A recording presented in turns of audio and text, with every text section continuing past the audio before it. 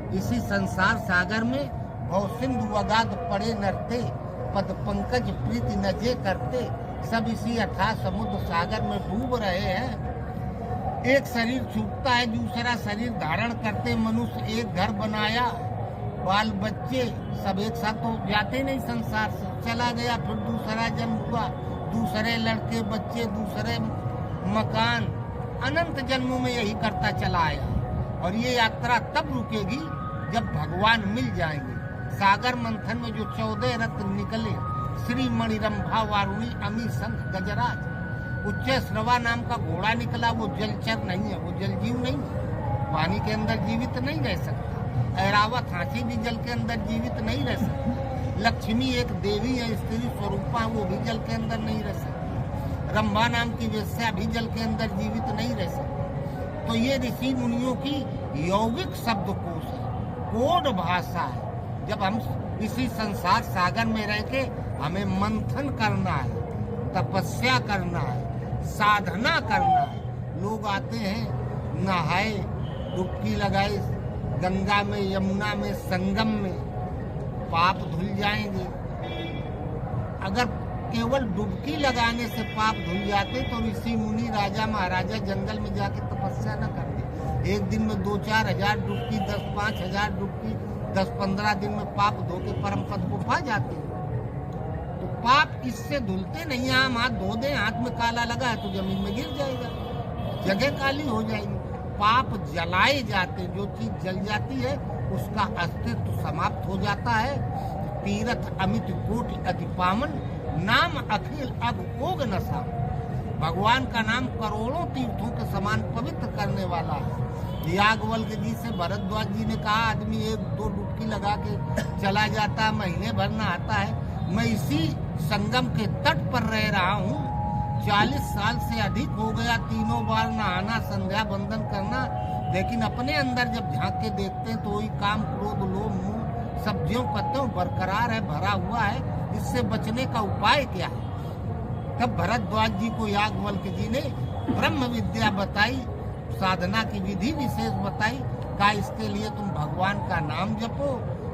तीरथ अमित कोटि यत पावन, नाम अखिल अघोग न सामन। नाम जपने से अंदर योग अग्नि प्रज्वलित होगी, जिसमें जन्म जन्मांतरों के पाप जल करके राख हो जाएंगे। तो वे ये संसार सागर में रह के हमें मंथन करना है। अब हम मंथन करें कैसे? बैठ के कुछ लोग ध्यान करते हैं, योग करते हैं, कुछ न कुछ करते हैं। शांत एकांत में बैठ के मन को रोको, भगवान में लगाओ, छोटे पर की बातें याद आने लगेंगी। संसार में जहाँ जहाँ गए हैं, सुबह से शाम तक जो जो मिला है वो रील आप से आप अंदर प्रवाहित होने लगती है। और मन भाग के कब संसार में चला जाता है, मंथन होता ही नहीं। ये मंथन तब होगा जब मंदराचल मन अचल स्थिर ठहर जाएगा। मन अचल स्थिर ठहरेगा कब?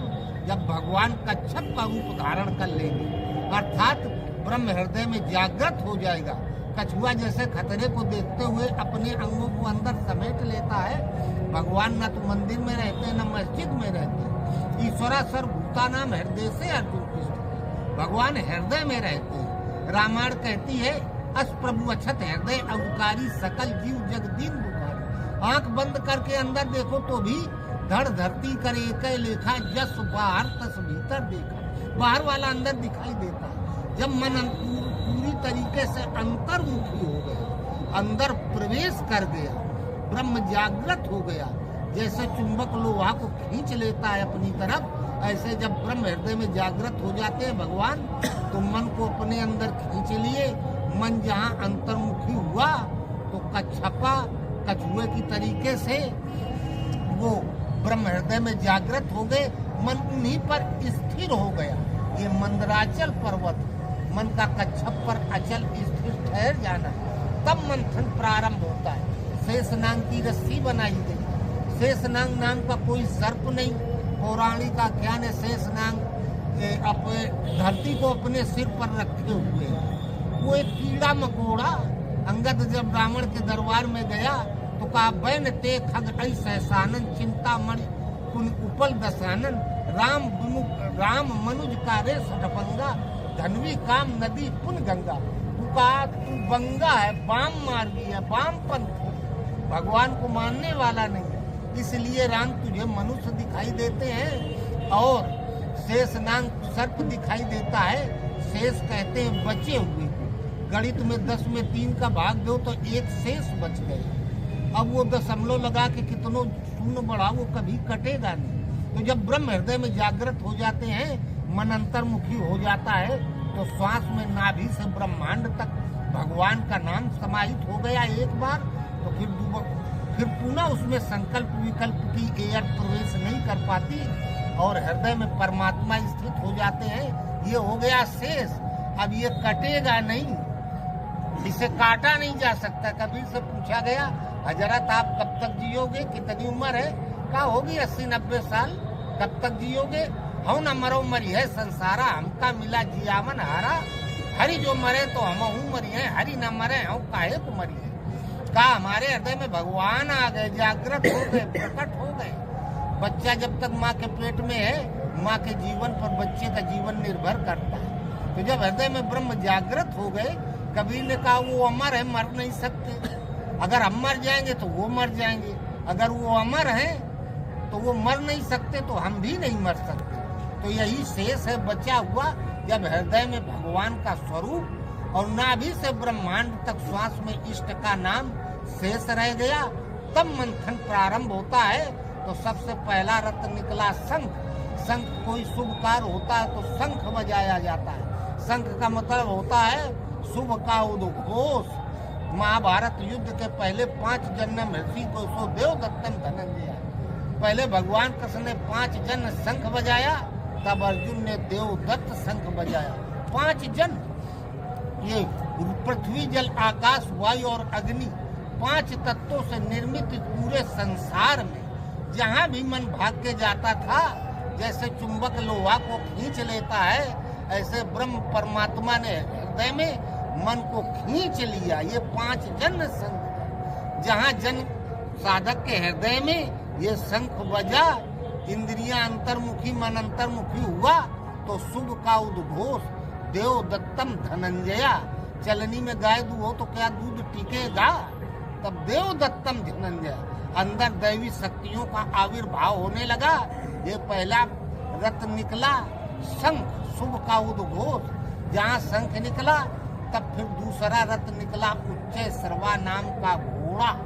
उच्चय श्रवण कहते हैं सुनने को। हमारे गुरु महाराज जब अपने गुरु महाराज के शरण में गए, परमहंस महाराज कहे हो हमके भगवान हुआ ये बताइए। हम तो माया में फंस जाते, हमके भगवाने बताते चले गए।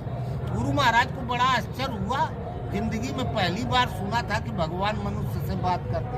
फिर दुखी हुए, हम कहाँ पाएंगे भगवान को बात करने के लिए। गुरु का मतलब होता है त्रिकालज्ञ। वो महापुरुष स्वामी जी के हृदय की बात जान गए, ये मन में क्या सोच रहे। 10-15 मिनट मौन रहे, स्वामी जी का भूत भविष्य वर्तमान देखा, जहाँ लाइन में फॉल्ट था जोड़ दिया, फिर सामने ताके का कहत रहा, हम कहाँ पाऊ भगवान की बात करेंगे। जा बेटा हमारा आशीर्वाद है, एक दिन तो से बतिएंगे। कुछ समय बीता, साधना करते करते उन महापुरुष का वो कथन अक्षरशः सत्य सिद्ध हुआ। अपौर से वाणी प्रवाहित हो गई, भगवान बोलने लगे, बात करने लगे। उच्चय सर्वा, जो प्रकृति से उपराम है, ऊपर है, उस भगवान की जिसे आकाश वाणी कहते हैं, अपौर से वाणी का प्रवाहित हो जाना। उच्चय सर्वा नाम का अश्व निकला। ये घोड़ा गति का प्रतीक है। मन जो संसार में दौड़ रहा था, अब परमात्म पथ पर गति पकड़ ली, दौड़ने लगा। तब फिर तीसरा रत्न निकला धनुष। धनुष का मतलब नारायण अस्त्र, वो भगवान का अस्त्र शस्त्र है। तो धनुष ध्यान का प्रतीक है। आप लोग जहाँ बैठे हैं वहाँ से थोड़ी देर बाद हटेंगे, हाथ रखें तो जमीन गर्म हो जाएगी, आपके शरीर की गर्मी वहाँ उतर आए। तो ऐसे जो ध्यान में, ध्यान का मतलब ये नहीं कि आदमी कह देता हमें याद करना होता, हमें ध्यान है नहीं रहा, हम भूल गए। तो याद करते करते जब इष्ट प्रत्यक्ष रूप में विराजमान हो जाते हैं, आ जाते हैं, तो उनके अंदर का जो अब पावर है, दैवी शक्तियां हैं, उनकी भगवत्ता है, जो अस्त्र शस्त्र है, वो अंदर उतरने लगते हैं। यही धनुष का निकलना हुआ, धनुष निकल आया, अर्थात नारायण अस्त्र की प्राप्ति। हमारे गुरु महाराज के गुरु महाराज इसी प्रयागराज में आ गए। आकाशवाणी हुई, इस भीड़ भाड़ में कहाँ, कुछ दिन रहे, चलो यहाँ से। कहाँ चले? गंगा किनारा पकड़ के चलो। कुछ दूर गए, भगवान ने कहा तुम कपड़े काहे पहने, उतार दो। महाराज के कपड़ा काहे भगवान उतरवाते हो? कहे बेटा कंचन कामनी से निवृत्ति हो गई, अब माताएं बहनों रुपए पैसे का तुम्हारे ऊपर कोई प्रभाव नहीं पड़ेगा, तुम्हारे अंदर आशीर्वाद देने की क्षमता आ गई। तुम जिसे आशीर्वाद दे दोगे, गरीबी अमीरी में परिवर्तित हो जाएगी, विपत्ति संपत्ति में परिवर्तित हो जाएगी। जिसका शादी विवाह ना हो रहा हो, तुम्हारे आशीर्वाद से राजकुमारी से विवाह हो जाएगा, तुम पर इसका प्रभाव नहीं पड़ेगा। बस महाराज बैठ गए, भजन करने के लिए आदेश हुआ। अब वो मुर्दों को खाने के लिए जंगली जानवर आए और चिल्लाने लगे। तो महाराज को लगा हम ध्यान में बैठते, ये पीछे से आके हमको खाने ना लगे, और कुछ हमारे पास है नहीं। अरे दो चार कुत्ते लिपट जाए तो आदमी क्या करेगा अगर लाठी डंडा पास उसके नहीं। और ये भेड़िया वगैरह हमको खा जाएंगे, हम तो जिंदा हैं, ताजा मांस है, तब हम क्या करेंगे। इतने में एक देदीप मानव अस्त्र आया स्वर्ग से, महाराज की परिक्रमा की, सुदर्शन चक्र के रूप में परिवर्तित हो गया, महाराज के अंदर समाहित हो गया। पुनः वही अस्त्र आया, महाराज की परिक्रमा की, और उसके जो नोके थी जी आरा जैसी, उससे खून की धार निकले और महाराज के अंदर समाहित हो गया। महाराज के कहो भगवान ये है क्या? का ये धनुष है, नारायण अस्त्र है, आज से हम तुम्हारे हृदय में विराजमान है।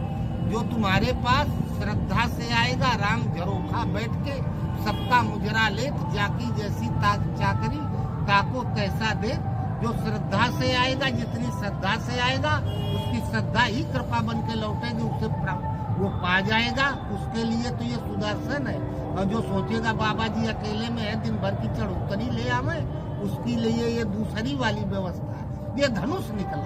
तो धनुष के बाद फिर कल्पवृक्ष।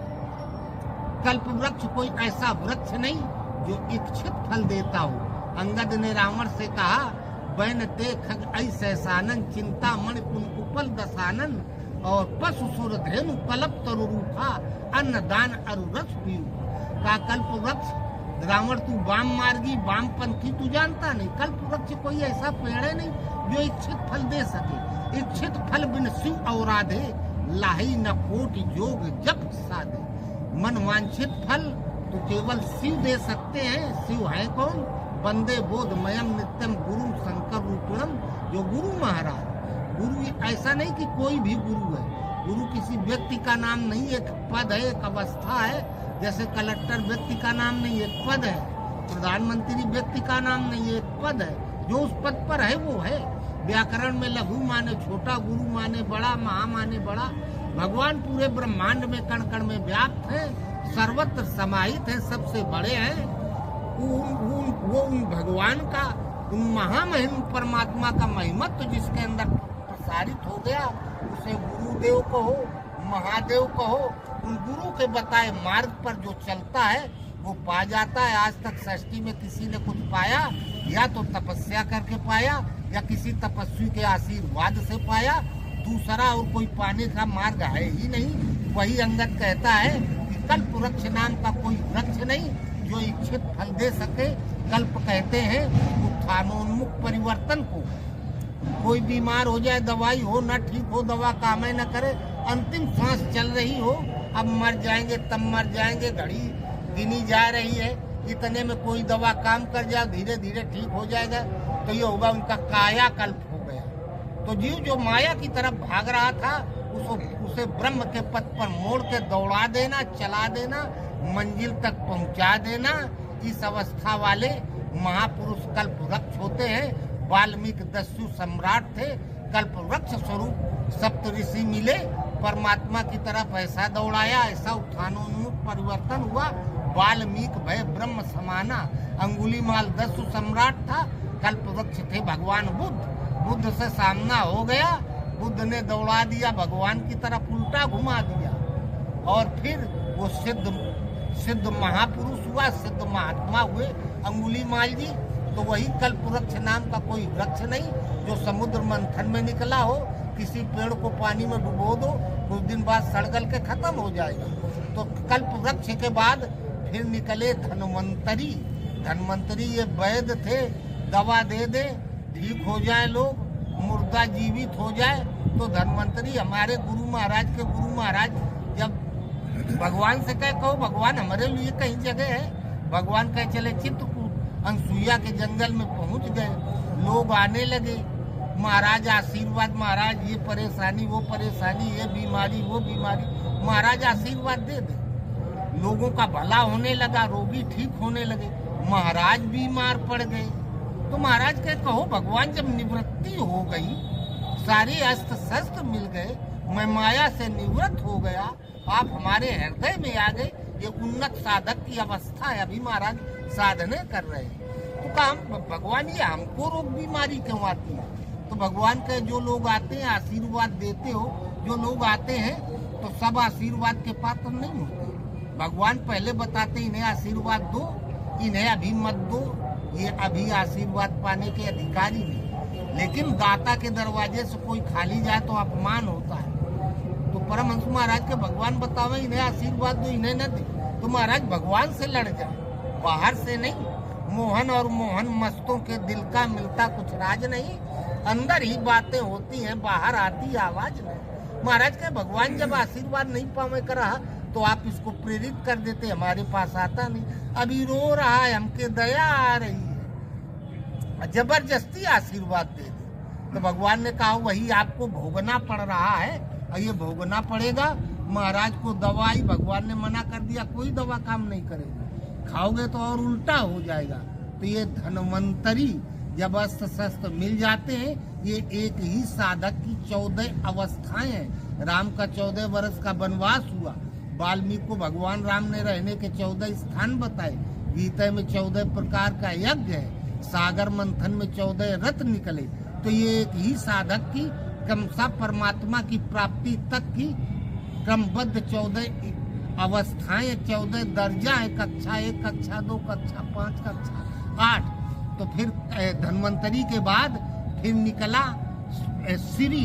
श्री कहते हैं लक्ष्मी जी को, लक्ष्मी ऐश्वर्य का प्रतीक। जब धन्वंतरी हो गया, वैद्य हो गया, दूसरों का दुख दूर करने लगा, तो महाराज बैठे थे स्वर्ग से दीप, ऐसे ऐसे महाराज लेटे थे, ऐसे बैठे थे और ऐसे खुला खूब जैसे हम आप बैठे।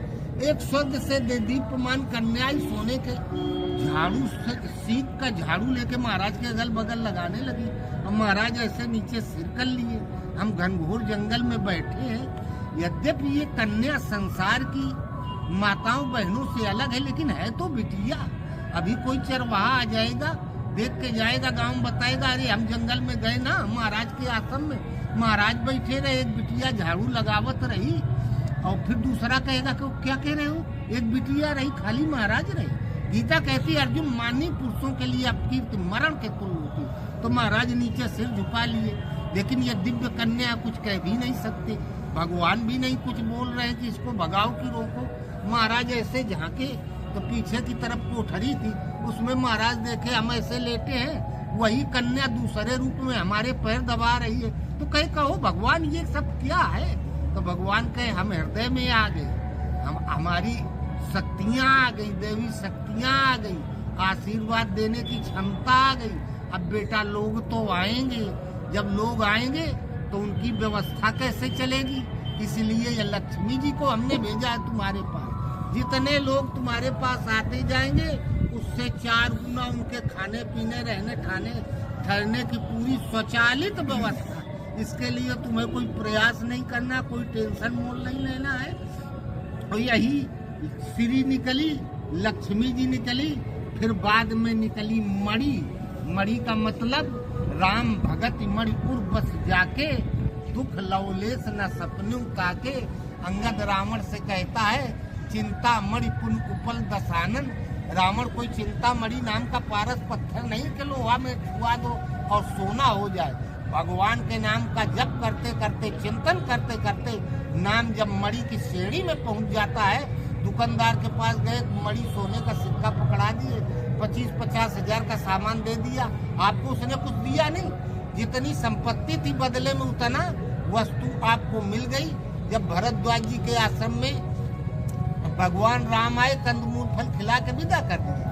जब भरत चतुरंगिनी सेना लेके आए, हाथी घोड़े बच्चे बूढ़े जवान सेना, एकदम मीटर खटका, इतने लोग आ रहे, इतनी व्यवस्था करनी पड़ेगी। मुनि सोच पाहुन बड़ न्यूता तस पूजा क्या ही जस देवता।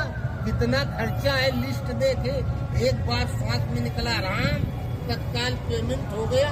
कोई गद्दा रजाई ले आया, कोई आटा दाल चावल ले आया, कोई कुछ ले आया, कोई कुछ ले आया, सारी व्यवस्था हो गई। तो नाम जब मणि की श्रेणी में आ जाता है तो पुरुष पारस हो जाता है, पुरुष से पारस होता है। राम अयोध्या से चल दिए, राज्य छीन लिया गया, लेकिन चित्रकूट में पहुंचे तो वहां भी राजा, जहां जहां वो ठहरे उनका साम्राज्य ज्यों का त्यों बरकरार रहा। जब विभीषण रावण के दरबार से अपमानित होकर राम के पास आया तो देखा कि असमय सुना श्रवण दस्कंदर पदम 18 जूठक बंदर। 100 करोड़ का 1 अरब, 100 अरब का 1 खरब, 100 खरब का 1 नील, 100 नील का 1 पदम, 18 पदम तो सेनापति राजा महाराजा का। रावण का वैभव तो इसके सामने कुछ भी नहीं है। अब हमें लंका में 1/3 हिस्सा नहीं चाहिए। अब हमें राम जी वाले से इतना मिल जाता तो हजारों रावण के बराबर हम खुद हो जाएंगे। तो ये नाम, ये मणि की श्रेणी में जहाँ परिवर्तित हुआ, तब वाणी कहते मदिरा को, नशा को, नशा सभी नशे संसार के, उतर जात प्रभात, भजन खुमारी नानका, चढ़ी रहत दिन रात साधना। जब भजन का नशा सवार हो जाता है तो न दिन दिन न रात रात, मन ते सकल वासना भागी, केवल राम चरण लो लागी, पूरा विलास निरंतर होई, देखी नयन परम प्रभु सोई। गुरु महाराज बताते कि हमारे गुरु महाराज तीन चार दिन बीत जाए, भूखे न लागे, नींदे न आवे, भगवान जबरदस्ती का आज हम भोजन भेज रहे हैं, वो लेके आ रहा है, तुम्हें खाना, जब खाने लगे थोड़ा खाए, मना हो जाए, बस अब काम भर का हो गया। जबरदस्ती सुला दे 2-4 घंटे के लिए 3-4 दिन में। तो भजन स्वयं में एक नशा है। ये नशा जब चढ़ जाता है, जहाँ भजन नशा में परिवर्तित हुआ, तब ब्रह्मा झूले, विष्णु झूले, शिव संकादिक भाई, कहे कबीर सुनो भाई साधु, परम गति बिरले ने पाई। जब ये नशा चढ़ जाता है तो फिर कुछ अच्छा नहीं लगता है। फिर तीव्र गति से भगवान की ओर बढ़ा, तब फिर हाथी निकला, ऐरावत नाम का हाथी निकला। ये देवराज इंद्र लेने लिया।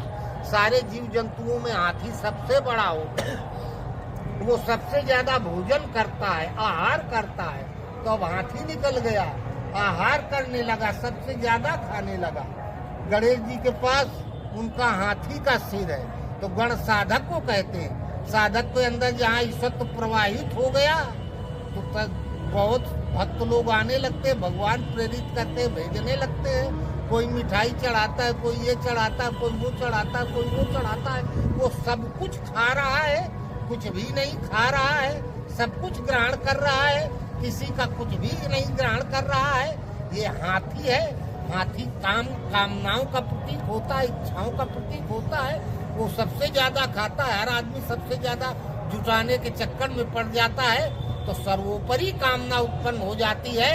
केवल परम तत्व परमात्मा को प्राप्त करने की कामना, तब सारा वैभव आता है। सरिता सकल सिंधु मा जाही, यद्यपि ताहि कामना नाही, तिम सुख संपत्ति विनय बुलाए, धर्मशील के आए स्वभाए। धर्मशील के पास चल के जाती है, समुद्र में नदियां गिरती, उसमें बाढ़ नहीं आती, वो ज्यों का त्यों रहता है। अर्थात इस अवस्था में चाहे जितनी दिव्य विभूतियां आ जाए, चाहे जितना सृष्टि का वैभव आ जाए, उसे कुछ कोई बहका नहीं सकता। कोई तपस्या करने के लिए निकलता है तो घर द्वार, माताएं बहनें, रुपया पैसा कम हो जाए ज्यादा, यही त्याग के तो आता है। संसार का आने वाला चाहे राजा महाराजा क्यों न हो, वो वही दे सकता है जो वो त्याग के आया, और जो वो पाने के लिए निकला है वो दे नहीं सकता। हृदय में महबूब रहता निशंका, ताकि दरस ना आवता कोई राजा क्या रंग का। दरस दीवाना बावला, अलमस्त फकीरा, एक एकाकी हो रहा अस्मत का धीरा। बारूणी निकली अर्थात जहाँ भजन साधना का नशा छाया, तब फिर आओ आगे हो क्या है, जहर विष या विष के गर्त में विष ही विष चिल्लाए, प्रेम नगर की गरी सांकरी दोनों कहाँ समाए। और यह विष निकला, जहर निकला। विष है क्या? संसार का जो भी कोई आएगा शिष्य के पास अपना जहर देने के सिवा और गुरु को कुछ होता ही नहीं, और है क्या उसके पास देगा। परमहंस महाराज कभी कभी दुखी हो जाए, स्वामी जी कहें गुरु महाराज आप दुखी क्यों हो जाते हैं, आप माया मोह से परे हैं। कहें हमारे पास भगत लोग आने लगे, धीरे धीरे आते जाते उनसे थोड़ा स्नेह हो गया है, वो जब अपन दुख बतावत है उनसे हमें लगाव है, तुम मोह के दुख की जाते। यद्यप मैं सुख दुख से परे हूँ, और जब हम मोह के दुख की जात है तो मोर दुख भगवान बर्दाश्त नहीं कर सकते, इसलिए उनका दुख हम खा जाते हैं, उनका जहर हमें मिलता है, बदले में उनको वैभव मिल जाता है, उनका दुख दूर हो जाता है। यही है जहर मिलना अर्थात चेलों का मिलना। जहर का मतलब जो है समुद्र मंथन में निकला, जब चेला बनने लगे तो मान लो तरह तरह का ये पॉइजन आ रहा है और कुछ नहीं। तब फिर चंद्रमा भगवान भोलेनाथ अपने मस्तक पर धारण किए हैं, वो गुरु हो गया। चंद्रमा टेढ़ा होता है, जैसे ऋषियों ने चंद्रमा की उपाधि मन से दी, अहंकार से बुद्धि यश मन सच चित्त महान। जैसे चंद्रमा एक साथ सदैव नहीं रहता, घटेगा तो घटता चला जाएगा, बढ़ेगा तो बढ़ते चला जाएगा। ऐसे ही जो भी मनुष्य संसार में, उसके मन की गति एक सी नहीं रहती, कोई कुछ मांगता कोई कुछ मांगता, किसी को कुछ चाहिए किसी को कुछ चाहिए।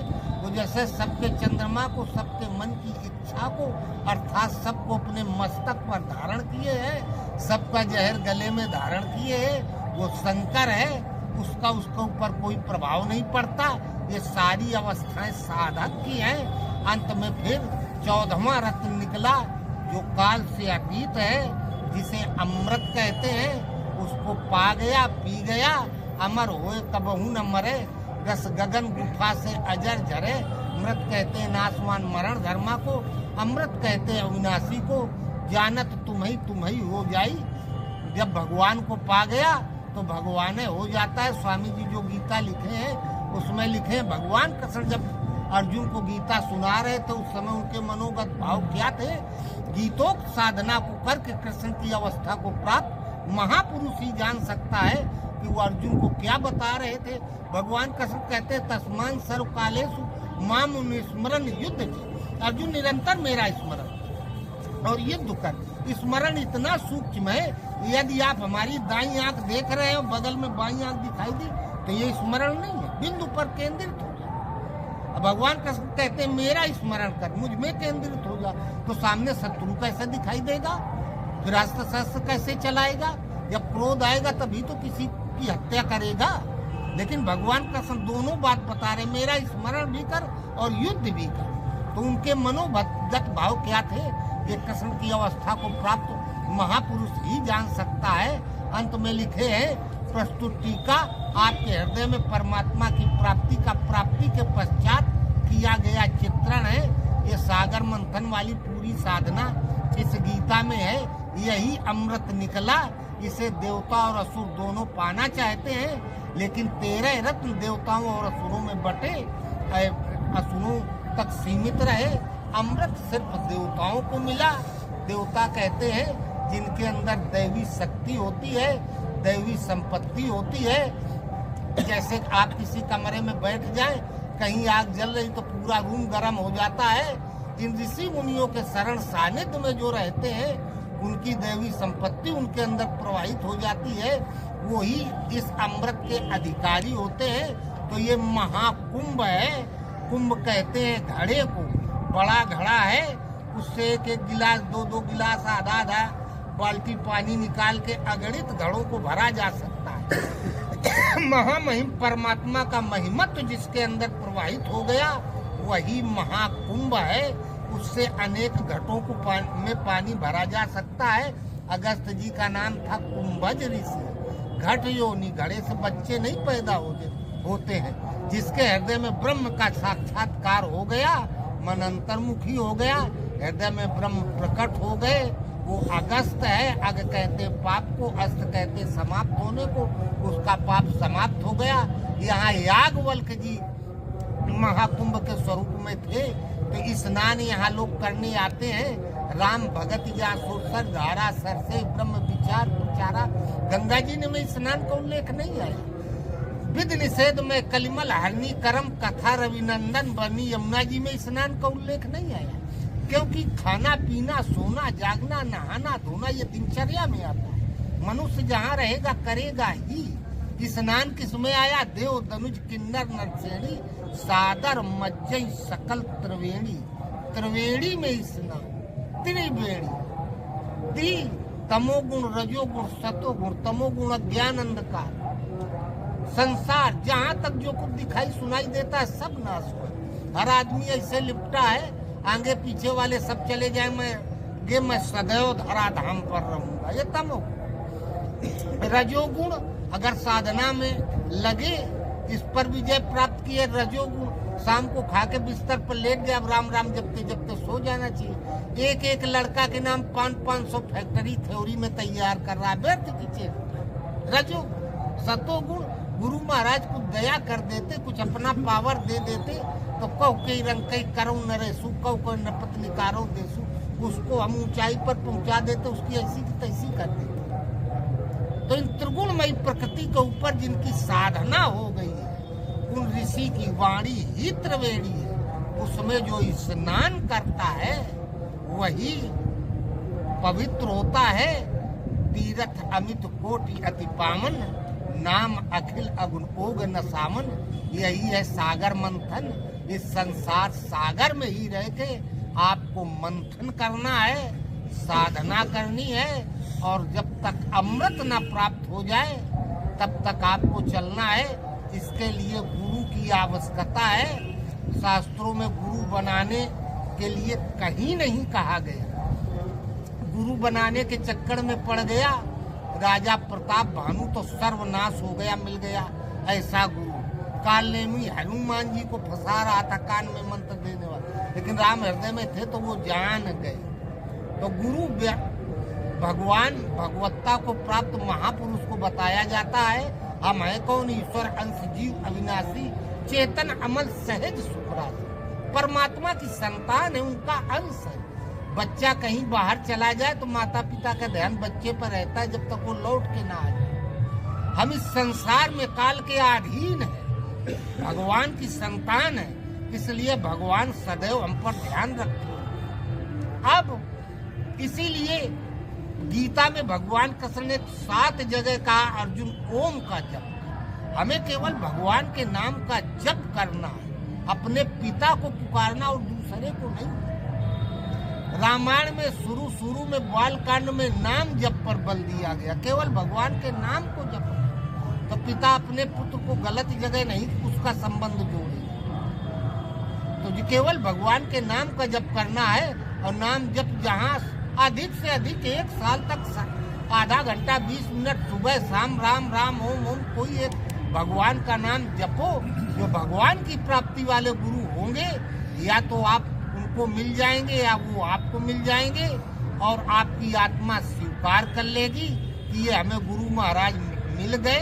तब फिर वहाँ से गुरु मिल गए, तब आगे की साधना होती है। और बिना गुरु के इस पद पर आगे बढ़ा नहीं जा सकता। 4-6 साल का बच्चा हुआ तो विद्यालय भेजते हैं, अध्यापक अपने हृदय की योग्यता बच्चे के अंदर उतारता है, उसी का नाम शिक्षा है। जिस दिन पूरी की पूरी उतार देता है तो बच्चा फिर छात्र नहीं अध्यापक हो जाता है। चेला गुरु हो जाता है, चेला नहीं रह जाता है। गुरु जब हृदय से अपनाते तो गुरु बना देते हैं, चेला नहीं बनाते। तो ऐसे साधना का मतलब है गुरु अपने हृदय की योग्यता शिष्य के अंदर प्रवाहित करने लगे और उसे मंजिल तक पहुंचा दे। बोलो गुरुदेव भगवान की जय। यही है। बहुत सुंदर, बहुत सुंदर महाराज जी। काट पीट के संक्षेप में करके बताया। लेकिन यहाँ कुंभ क्षेत्र में अलग अलग संप्रदाय हैं, अलग अलग पंथ हैं। तो ये सनातन धर्म की जो ये छिन्न धारा बन गई, ये कैसे इसमें देखें, परिवार में जब सब अपना अपना मनमानी करने लगते हैं, मूल बात समझे